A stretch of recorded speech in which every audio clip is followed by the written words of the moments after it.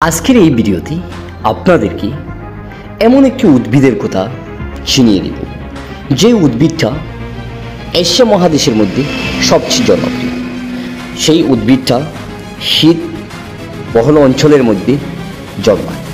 আপনাদের প্রত্যেকের পরিচিত ধনিয়া পাতা।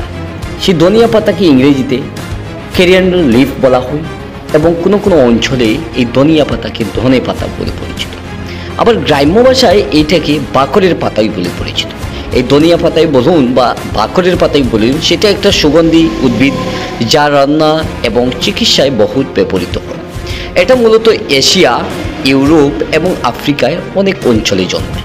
এটার বর্তমান বিশ্বব্যাপী বিস্তার রয়েছে। ধনিয়া পাতার কিছু উল্লেখযোগ্য উপকারিতার বিষয় নিয়ে আজকে আমরা পড়ব।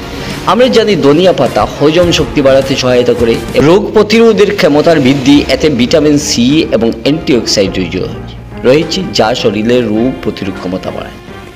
তার সাথে সাথে রক্তচাপ নিয়ন্ত্রণ, ধনিয়া পাতা রক্তচাপ কমাতে সহায়তা করে এবং হৃদযন্ত্রের জন্য উপযোগী।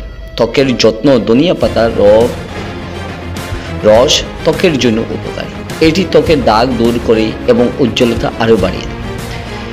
শর্করার মাত্রা নিয়ন্ত্রণ করে এই ধনিয়া পাতা। ধনিয়া পাতা লিভার পরিষ্কার করে এবং টক্সিন অপসারণ করতে অনেক ভূমিকা পালন করে।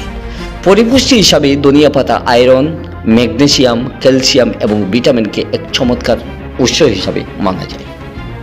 ধনিয়া পাতা প্রধানত উষ্ণ এবং আর্দ্র পরিবেশে ভালো জন্মে। এটা ভারত সহ বাংলাদেশ, পাকিস্তান, চীন, মেক্সিকো এবং দক্ষিণ আমেরিকা সহ আরও নানান স্থানে প্রচুর পরিমাণে চাষ হয়। সহজযোগ্য হিসাবে এটা চাষিরা খুব সহজেই চাষ করতে পারে। ধনিয়া পাতার বীজ থেকে জন্মে এবং এটি একটি সামান্য যত্ন সহকারে বেড়ে ওঠে।